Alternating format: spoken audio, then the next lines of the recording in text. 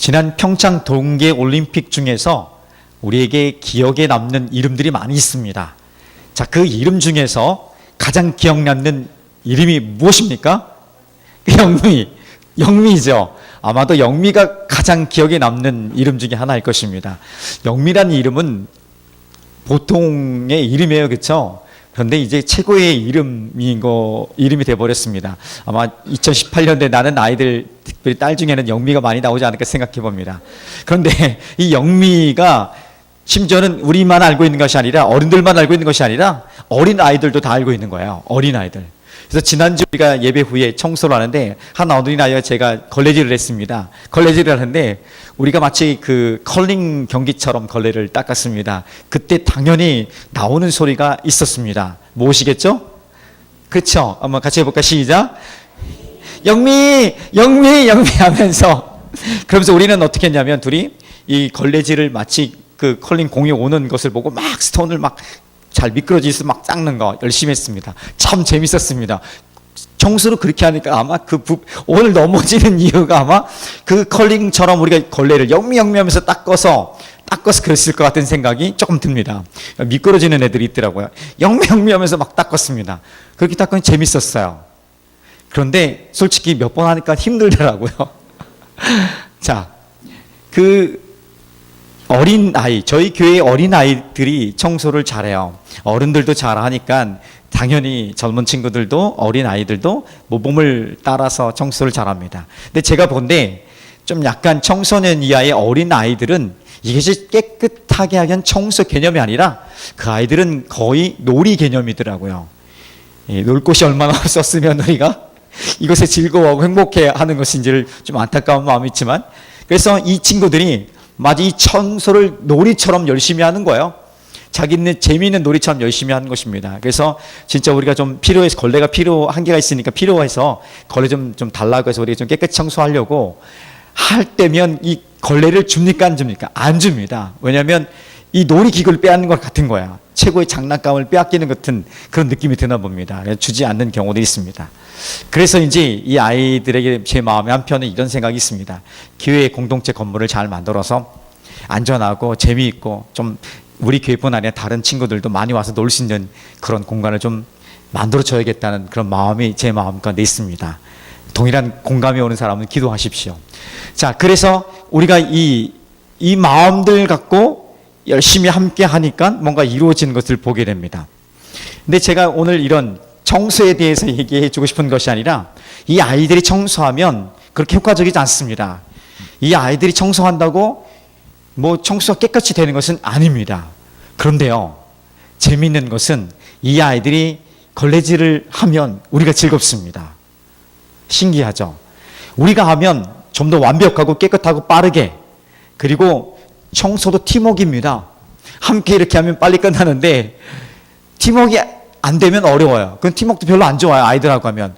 그런데 이상하게 즐겁습니다. 좋은 거예요. 왜 그렇죠? 그냥 그 아이 존재 자체가 좋기 때문에 그런 거예요. 아이 존재 자체가 사랑스럽기 때문에 그런 거예요. 그렇게 뭔가를 해보겠다는 그 마음 자세가 그냥 사랑스러운 것이에요. 여러분, 그 마음이 사랑스러운 마음이 느껴졌기 때문에 우리가 즐거워하는 것이죠. 그런데 아십니까? 이 즐거운 마음, 우리가 볼 때 그냥 그 존재 자체와 나를 위해서, 우리를 위해서 뭔가를 하려는 그 작은, 굉장히 어설프고 온전하지도 않고 때론 불편할 것 같은 그런 존재들의 하는 행동들임에도 불구하고 우리가 즐거워하는 그 모습이 우리를 향한 하나님 아버지의 마음이라는 것을 생각해 보셨습니까? 하나님 아버지 마음이 그래요. 하나님 아버지께서 하나님의 자녀들이 그냥 존재하는 것 그 자체만으로도 좋은 거예요. 그냥 기쁘고 즐거운 것입니다. 그런데 그 아이가 자기를 위해서 뭔가를 해본다는 거야. 내가 그 하나님 나를 사랑하니까 나도 그 하나님의 사랑에 반응해서 뭔가를 좀 해보겠습니다. 이것을 좀 해드리고 싶습니다 하는 그 마음 때문에 합니다. 그런데 그거 하는 것이 하나님에 비하면, 하나님이 하시는 것에 비하면 마치 우리 어린아이가 그 걸레질 하는 것 비슷한 것이죠. 그렇게 완벽하지도 않고 깨끗해지지도 않아요. 그리고 빠르지도 않아요. 좀 불편해 보일 수도 있어요. 그럼에도 불구하고 우리가 그 하나님을 향해 하는 그 작은 액션들, 작은 섬김들, 작은 헌신과 희생들, 이것이요 하나님 보시기 너무 예쁜 거예요. 하나님 너무 예쁘고 감격스러워서 눈물 흘리시면서 때론 우리로 인하여서 춤추신다는 사실입니다.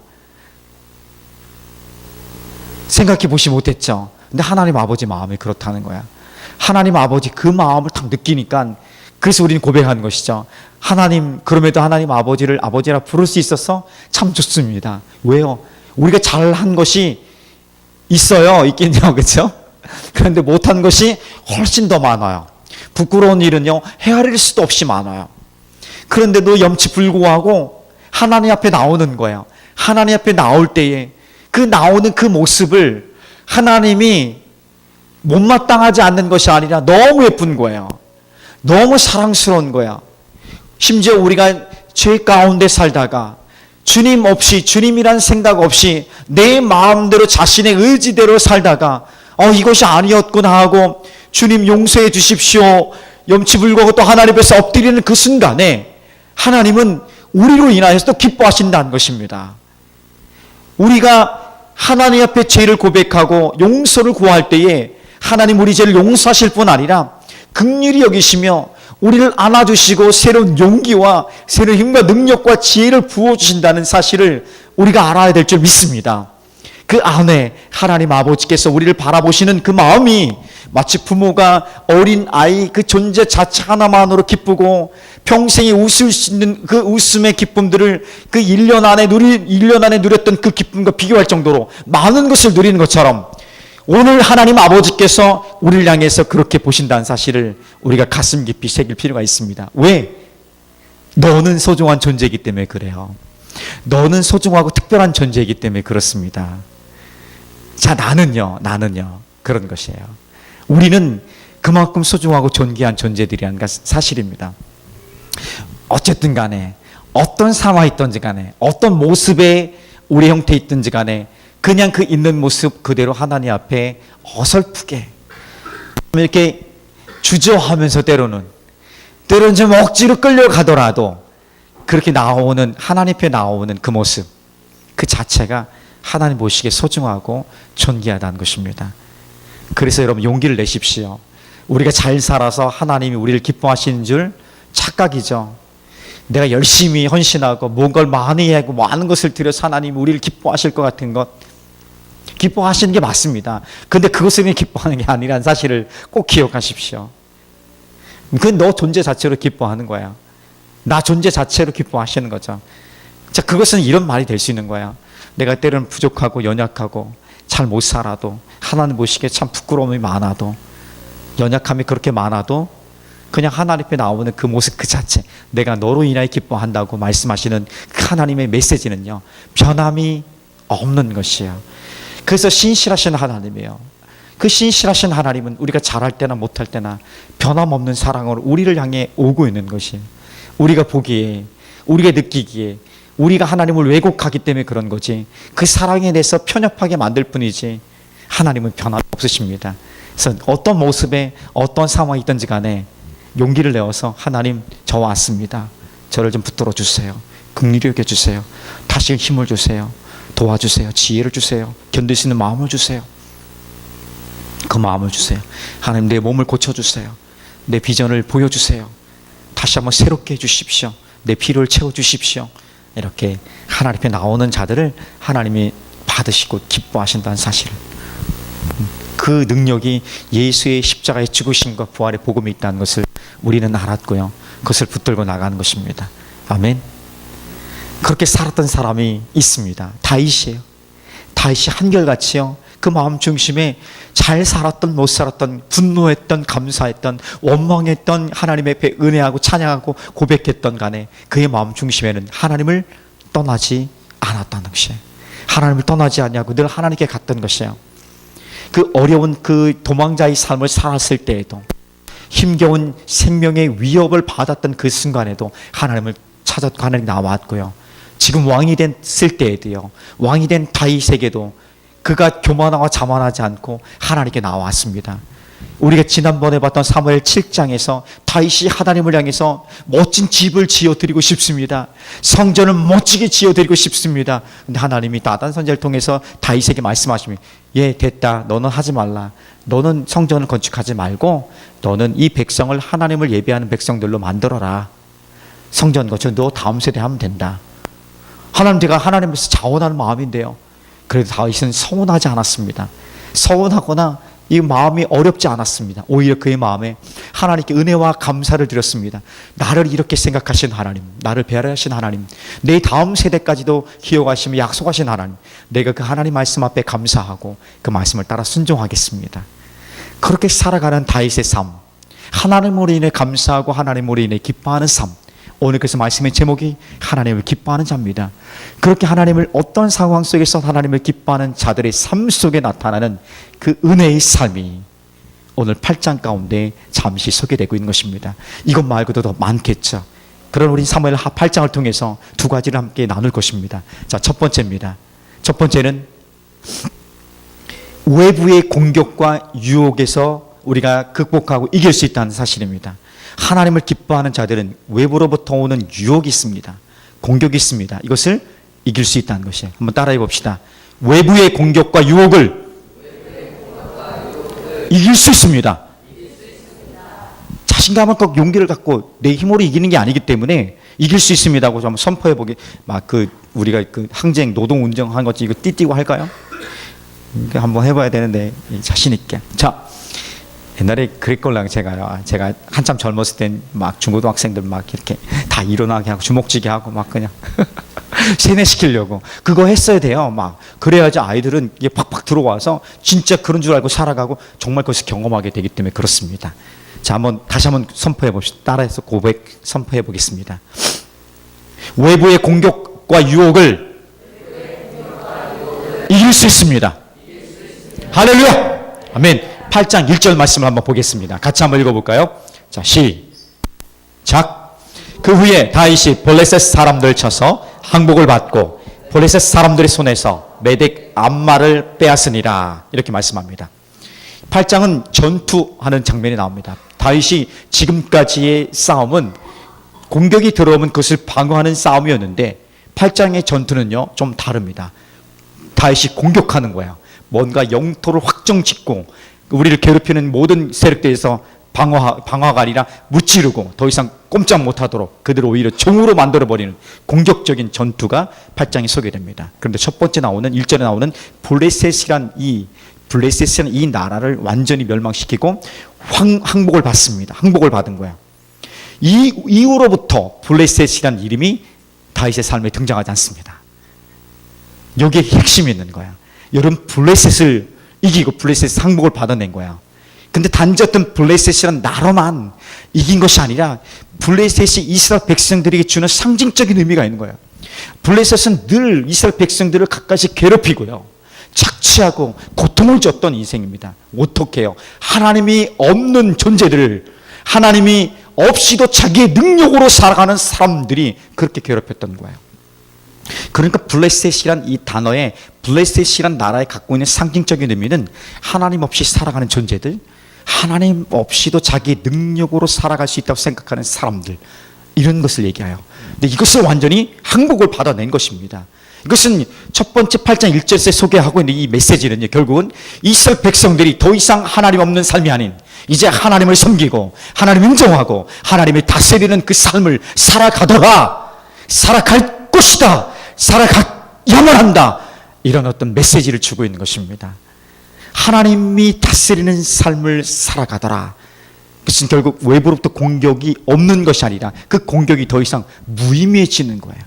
우리를 괴롭히는 관계와 조롱과 비난들, 그리고 고통스러운 어떤 상황들, 아픔들, 육체적 정신적인 아픔들, 재정의 문제들, 우리의 어떤 관계 속에서 나타나는 미래의 문제들, 이런 모든 외부의 공격들, 심지어는 우리를 속이는 유혹들, 은밀하게 공격하는 이런 모든 유혹들, 이런 것들로부터 이길 수 있는 능력과 그 힘을 우리에게 주셨다는 것입니다. 이것이 우리에게 주시는 하나님의 은혜이죠. 어떻게? 하나님을 기뻐하는 자, 어떤 상황 속에서도 하나님을 바라는 자들에게 주시는 하나님의 은혜의 선물이라고 말씀해 주고 있는 것입니다. 시편 37편 4절 말씀 보면 여호와를 기뻐하라 저가 내 마음의 소원을 이루어 주시리라. 이 메시지가 굉장히 능력 있는 것은 우리의 소원을 하나님이 이루어 주시기를 원한다는 사실입니다. 근데 잘 가만히 보면 내 안에 소원을 주신 이는 누구냐면 빌립보서 2장에서도 얘기한 것처럼 우리 안에 선한 소원, 선한 갈망함들을 주신 그분은 하나님이라는 사실이에요. 하나님은 우리에게 선한 소망의 갈망함들, 원함들, 바람들을 우리에게 주셨습니다. 자, 그렇다면 주신 이유는 뭡니까? 그것을 이루어주고 싶은 거예요. 그것을 성취하고 싶은 거예요. 그것을 통해서 뭔가를 하고 싶은 거예요. 그러니까 나보다 하나님께서 우리의 소원을 더 이루고 싶은 것이 하나님께 있다는 것입니다. 어떻게 하면 그것이 가능하냐면 하나님을 기뻐하라는 것이에요. 하나님 기뻐하라는 것. 하나님 인정하라는 것이 기뻐할 때만 기뻐할 것이 아니라 우리 상황 속에 기뻐할 수 없는 그 상황 속에서도 하나님 바라보는 것입니다. 그런 삶을 살아가는 자들에게 하나님이 우리 안에 주신 소원함들을 모든 불편함들을 이기게 하고 뛰어넘는 그리고 그것을 극복할 뿐 아니라 하나님 우리에게 주신 그 소원을 이루심으로 뭔가 그 다음에 그 꿈을 이룬 다음에 뭔가를 하나님이 우리에게 보여주실 것이라고 약속해 주신 것입니다. 그래서 오늘 우리는 하나님을 기뻐할 이유가 충분히 있는 것입니다. 세상 사람들은 하나님 없이도 그러니까 블레셋이 상징적인 의미를 주는 것처럼 하나님 없이도 잘 살 수 있다고 생각하고 그렇게 살아갑니다. 인생의 목적을 모른 채 열심히 성공을 위해서 목적을 잡습니다. 돈과 명예라는 권력이라는 이것의 목적을 잡습니다. 한결같아요. 여기서 벗어난 사람이 아무도 없어요. 진정한 인생의 철학적인 삶을 그렇게 하더라도 어쨌든 간에 모든 인간의 그 타락한 인간의 본성이 그런 거예요. 돈을 향할 수밖에 없고 권력을 향할 수밖에 없고 편안함을 향할 수밖에 없는 것입니다. 자, 그런 목적을 갖고 이제는 살아갑니다. 전략을 짜죠. 그리고 방법을 이렇게 해서 그것이 이렇게 실행에 옮겨서 이룰 수 있다고 생각하면 열심히 살아갑니다. 그대로 됩니까? 네, 그대로 될 수도 있습니다. 안 될 수도 있고요. 근데 그대로 되는데 그들이 진정 행복할 수 있을까요?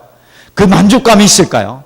그럴 수는 없습니다. 왜냐하면 하나님 없는 삶에서는 진정한 인생의 목적을 찾을 수 없기 때문에 그래요. 하나님 없이 진정한 인생의 목적을 찾을 수 있다. 이것은 거짓이죠. 찾을 수 없는 인생입니다. 왜냐하면 그 인생을 만드신 분이 하나님이고 만드실 때에 그 인생을 향한 계획과 목적을 가지신 분도 하나님이신데 어떻게 하나님을 떠나서 참다운 인생의 만족, 목적을 이룰 수 있겠습니까? 불가능한 것이죠. 하나님께 돌아와야 되고 하나님께 속해야 하고 하나님을 기뻐할 때 우리 삶의 진정한 기쁨을 누릴 수 있는 길이 열려지게 될 줄 믿습니다. 아멘? 그랬으면 좋겠습니다. 외부의 공격과 유혹을 이길 수 있는 힘을 주시고 지혜도 주시고 피할 길도 주시고 이것이 하나님을 기뻐하는 자들에게 주시는 첫 번째 은혜의 삶이라고 말씀해 주고 있습니다. 우리에게 고난이 오면 고난을 피하고 싶죠. 그런데 하나님은 처음부터 피할 길을 열어주시진 않아요. 모든 하나님의 사람들에게 공통적인 거예요. 고난이 오면 네가 담당하라는 거예요. 견뎌내라고 얘기하는 거예요. 그러니까 이게 복음이에요. 복음은요, 예수님이 그 고난의 길을 가실 때 피할 길이 있습니까? 십자가 말고 다른 길이 있습니까? 아니라고 주님이 말씀하시니까 그 길을 가는 거예요. 그러니까 결국 뭐냐면 복음은 고난이 오면 고난을 견뎌내는 게 복음이에요. 그런데 하나님이 견딜 만한 힘을 주신다는 것이죠. 그리고 견디지 못하면 피할 길을 열어주시는 거예요. 그것이 복음의 능력이고 예수의 사람들의 삶의 자세인 것이죠. 복음을 잘 배워둘 필요가 있습니다. 오늘 교회 처음 방문하신 분도 있는데 고난을 피하고 싶어서 하는데 고난을 견디라니 이게 무슨 메시지야? 그런데 그게 맞아서 그렇게 할 수밖에 없습니다. 그런데 하나님이 우리에게 고난을 견딜 만한 힘을 우리가 없더라도 하나님 우리에게 감당할 힘을 부어주시기 때문에 우리는 견딜 수 있는 것이에요. 그래서 하나님의 은혜의 힘을 고백하는 것이죠. 위기가 있습니다. 그런데 이 위기를요, 기회로 역전시킬 수 있는 지혜가 우리에게 주어집니다. 하나님을 기뻐하는 자들에게는. 은밀한 유혹들이 있습니다. 은밀한 유혹들. 하나님은 좀 모른 척하고 싶고, 하나님을 좀 모른 척하게 하고 싶고, 은밀하게 뭔가를 진행하고 싶고, 그것에 즐기고 싶어하는 그 마음조차도 단호하게 NO! 아니다! 하고 거절할 수 있는 용기를 선택할 수 있습니다. 하나님을 기뻐하는 자들은요. 이게 복음의 능력입니다. 우리가 잘못도 안 했는데 잘하려고 한 건데 왜곡되어 있어서 조롱과 비난을 받는 것, 이것보다 더 큰 아픔이 없습니다. 인생을 살아가면서. 그런데 이것조차도 묵묵히 십자가를 바라보면서 오히려 예수의 마음을 배울 수 있는 기회로 삼아버리는 놀라운 차원의 경험을, 이것은 제가 보건대 초자연적인 능력입니다. 이 정도는 초자연적인 능력 기적입니다. 우리 인간의 마음으로 용서와 원수를 사랑할 수 있는 방법이 없기 때문에 그래요. 이것을 가능하게 만드는 것은 초자연적인 능력입니다. 하나님이 우리 마음에 오셔서 우리 마음을 그냥 꽉 잡아주셔야만이 가능한 것이죠. 그러면서 예수의 마음을 배워가고 닮아가는 그런 은혜를 누리게 되는 것이죠. 그것이 바로 하나님을 경험하는, 하나님을 기뻐하는 자들에게 주시는 은혜의 삶인 것입니다. 이것은 아주 실제예요. 우리로에게 다가오는 외부의 공격들, 유혹들, 이 모든 것을 이길 수 있는 힘과 지혜를 주실 수 있습니다. 그리고 우리는 이길 수 있다는 것이죠. 하나님을 기뻐하시기 바랍니다. 지난주부터 우리가 목요일 좋은 부모 되기라는 소그룹 세미나를 시작했습니다.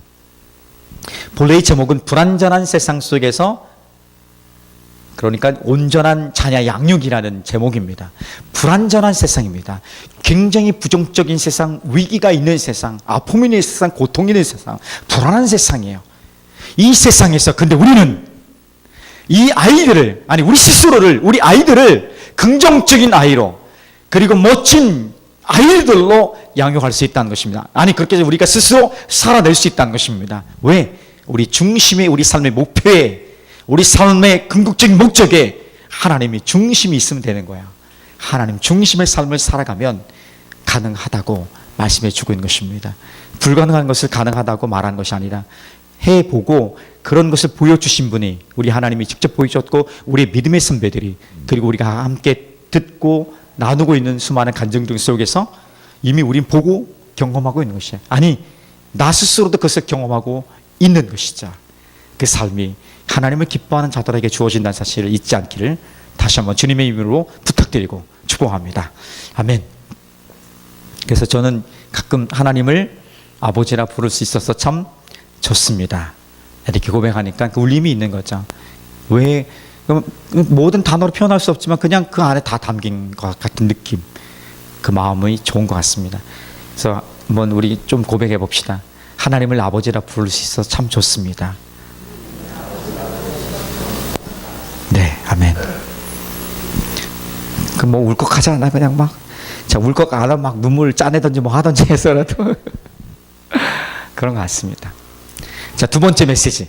두 번째 메시지는 하나님을 기뻐하는 자들에게 주시는 풍성한 삶이 있습니다. 풍성한 삶. 반드시 하나님의 사람들에게는 풍성한 삶이 약속되어 있습니다. 100%. 이 풍성한 삶을 위해서 우리 예수님이 십자가에 죽으셨기 때문에 모든 예수를 믿는 사람들에게, 바로 믿는 사람들에게는, 올바로 믿는 사람들에게는 반드시 풍성한 삶이 약속되어 있습니다. 보장되어 있는 삶이에요.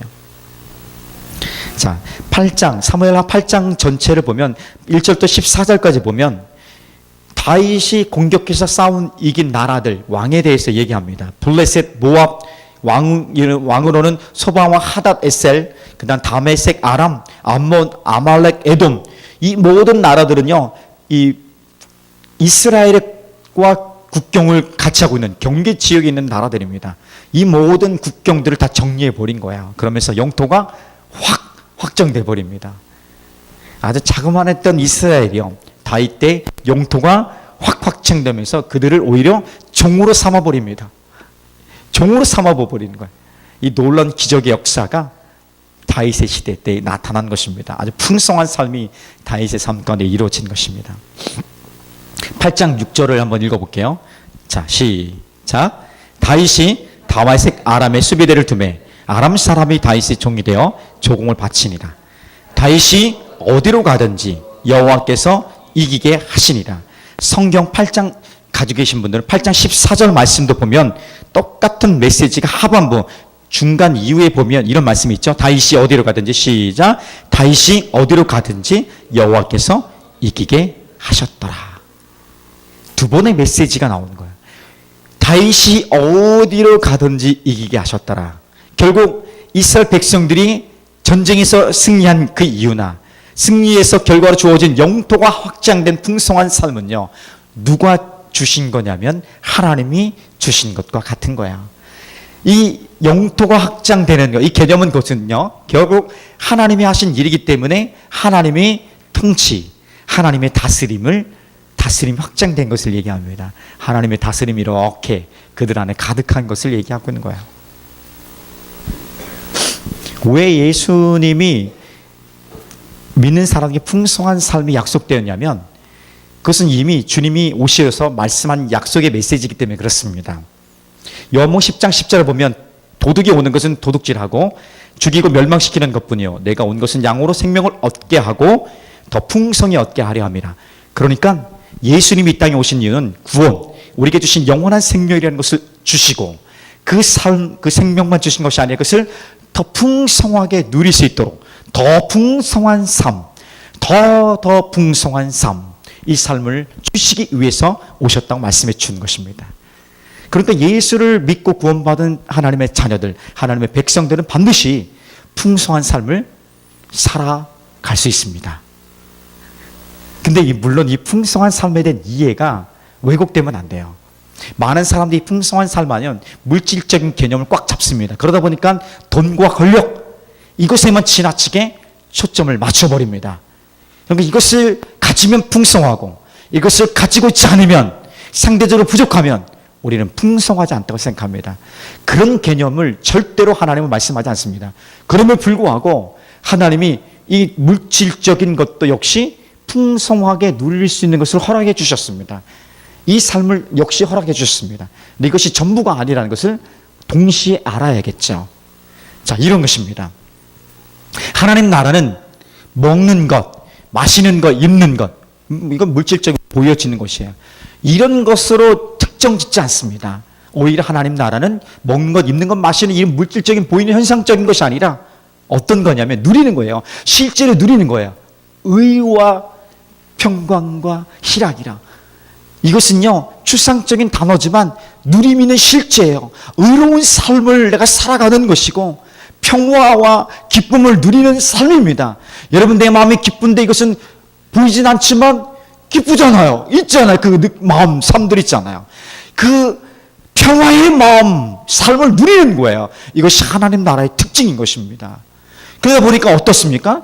돈과 권력이 굉장히 많아서 풍성한 삶을 살 것 같음에도 불구하고 의와 평강과 희락을 누리지 못한다면 이것은 풍성한 삶이 아니다, 이렇게 정의를 내리는 것입니다. 자, 조금 더 반대를 생각해 보면 우리가 좀 물질과 권력이 그렇게 많지는 않아요. 아주 지극히 평범해요. 지극히 평범한데 내 삶에 하나님이 주신 의로운 삶을 풍성하게 누리고 그리고 평화와 기쁨을 누리고 있다면, 물론 항상 그러면 좋겠지만 그렇지 않아요. 근데 누릴 때가 있잖아요. 그 누림의 시간들이 있다면 우리는 그 삶이 풍성한 삶이다, 이렇게 말할 수 있는 것이에요. 100% 기쁨과 100%의 의로운 삶이 아니어도요, 우린 충분히 그 나라, 하나님 나라를 맛보아 수 있는 거예요. 여기 있는 짬뽕 한 그릇, 항아리 짬뽕이 있다고 생각해 봅시다. 다 먹어야 이 맛을 아는 것은 아니에요. 한 번 먹어봐도, 한 젓가락 먹어봐도 이 맛을 단번에 알 수 있는 거예요. 그 삶을 누리는 그 풍성한 삶이 이것이구나.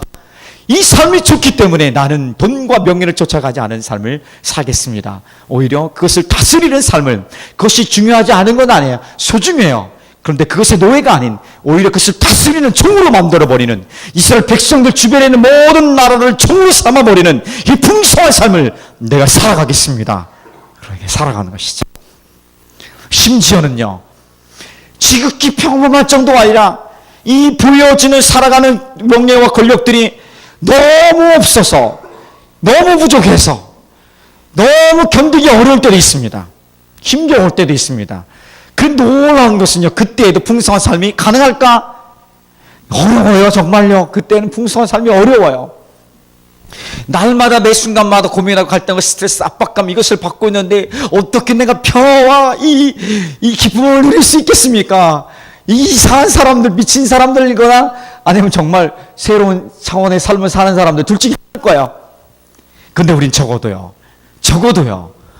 부족해서 힘겨운 날마다의 삶을 살아감에도 불구하고 원망하거나 불평하지 않고 오히려 이것을 감당할 수 있는 힘을 주시고 곧 있게 될 것들 기대하면서 그 묵묵히 그 삶을 살아가는, 오히려 그러다 보니까 감사가 나오고요, 그 어려운 중에도 노래가 나오고요, 그런 고백이 나올 때가 있는 것입니다.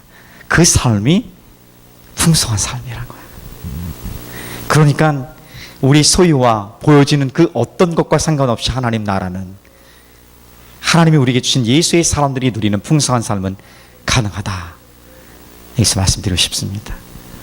그 삶을 누리기를 예수님의 축복합니다. 그래서 저는 여러분들에게 한 가지 제안을 합니다. 야베스처럼 기도하라고요. 야베스처럼 한번 기도할 필요가 있습니다. 야베스가 굉장히 자신을 위해서 기도했어요. 역대상 4장 9절 10절을 제가 읽어드릴게요. 야베스는 그의 형제보다 귀중한 자라. 그의 어머니가 이름하여 이르되 야베스라 하였으니 이는 내가 수고로에 나왔다 함이었더라. 야베스가 이스라엘 하나님께 아뢰어 이르되 주께서 내게 복을 주시려거든 나의 지역을 넓히시고 주의 손으로 나를 도우사 나로 환난을 벗어나 내게 근심이 없게 하옵소서 하였더니 하나님이 그가 구하는 것을 허락하셨더라. 이 뭡니까? 응답하셨더라. 야베스가 한 기도가 괜찮았더라, 옳았더라, 이렇게 말해주는 거예요. 자, 이 소망을 가지고 기도할 필요가 있습니다. 야베스는 그 이름이 고통입니다. 자기 이름에 고통이라는 이름이 있습니까? 그런 의미? 한자 이름에 자기 이름을 고통이라고 짓는 부모가 있겠습니까? 아니 스스로도 그런 이름을 짓겠습니까? 근데 그 보통 그 시대적 상황 속에 볼 때 그 상황을 가장 적절하게 표현할 때 히브리인들이 그렇게 이름을 짓습니다.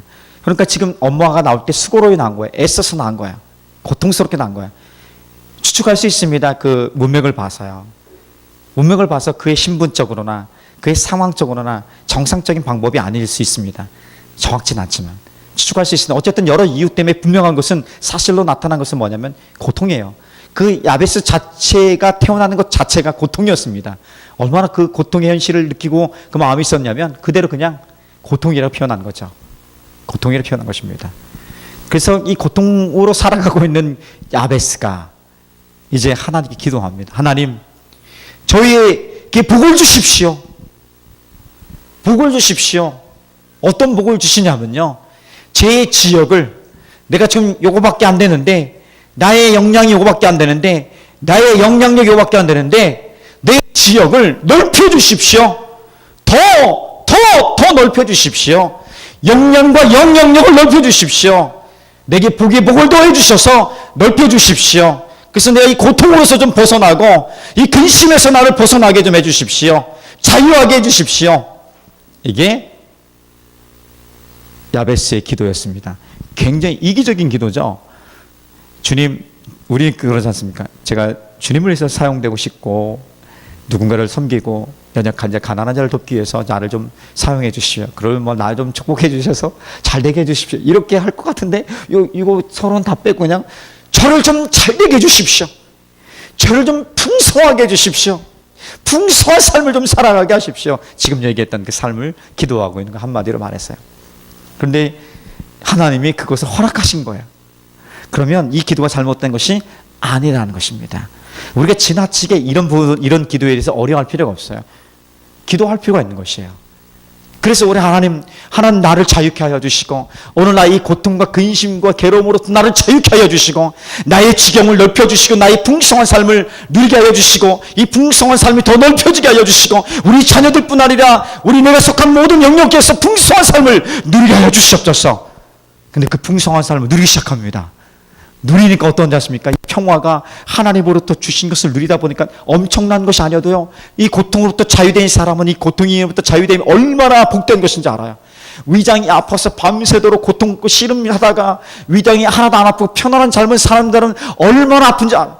온몸이 쑤시고 온몸이 아픈데 밤새서 아프 끙끙거리다가 그렇게 살다가 어느 순간인가 하나도 안 아프시고 그냥 편안하게 자는 그 순간이 얼마나 기쁜지 여러분 아시지 않습니까?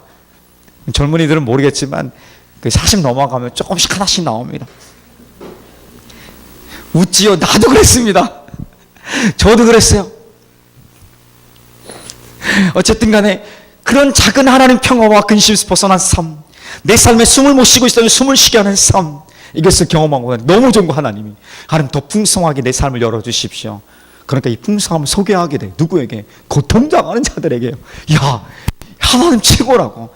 그리고 그 풍성함을 함께 나누기 시작합니다. 자기는 계속해서 하나님 채워주실 거니까 그 풍성함을 나누기 시작합니다.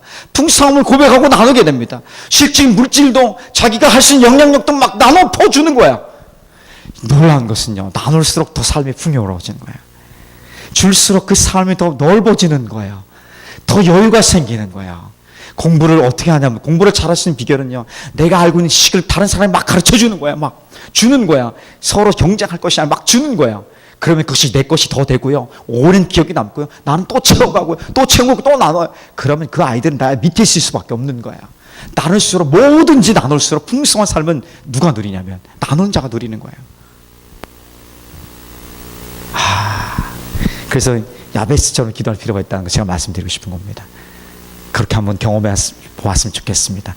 그 삶이 하나님을 기뻐하는 자들에게 정말 그런가 그렇지 않은가를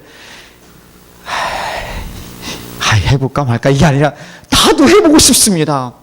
나도 그런 삶을 살아가겠습니다. 이미 내가 그런 삶의 경험이 있었다면 계속 그런 삶을 살아가겠습니다. 그런 결정을 하고 가는 거예요. 그 믿음의 결정은 연계의 문제지 하나님 차별해서 넌 되고 넌 안 되고 이거 절대 아닌 것이죠. 그 삶이 우리 가운데 나타나기를 주님으로 축복합니다. 하나님을 기뻐하는 자들에게 주시는 첫 번째 은혜의 삶은 외부의 어떤 공격이나 유혹에 대해서도 이길 수 있는 지혜와 힘을 주십니다. 그리고 진짜 우리가 얘기했던 풍성한 삶의 가치들을 누리게 하시죠. 또 하나의 팁이 있습니다. 또 하나의 플러스로 주시는 이 놀라운 은혜가 있습니다. 이것은 우리 결론으로 한번 읽고서 마무리하겠습니다. 15절 말씀인데 성경 있는 분들 15절 말씀을 좀 펴주시고요. 다윗이 온 이스라엘을 다스려 다윗이 모든 백성에게 정의와 공의를 행하시세. 하나님이 주시는 삶은요, 외적인 것들만 강한 사람이 아닌 내면도 단단하고 성숙한 사람들로 만들어 가십니다. 다윗이 바깥의 공격들만 잘한 것이 아니라 안쪽으로는요, 행정적인 일을 잘한 것이에요. 하나님의 정의와 하나님의 공의로 다스리는, 정의와 공의는 다른 단어지만 같은 개념의 의미의 단어입니다. 이것들로 내부적인 것들 다스리는 것입니다. 이것을 우리 삶으로 좀 가져와 정리하면 하나님 우리 삶의 외부적인 모든 것들을 이기게 하시는 지혜도 주실 뿐 아니라 우리 내면의 정체성이나 내면의 안정감, 자존감이나 내면의 꿈 너머의 꿈이나 하나님 우리 주신 어떤 관계성이나 성품이나 이런 것들을 풍성하게 성장하도록 예수를 닮아가도록 인도해 주시는 것이 하나님을 기뻐하는 자들이 주신 풍성한 삶인 것입니다. 자, 이 삶을 기억하고 우리 함께 반주에 맞춰서 함께 기도하고 싶습니다.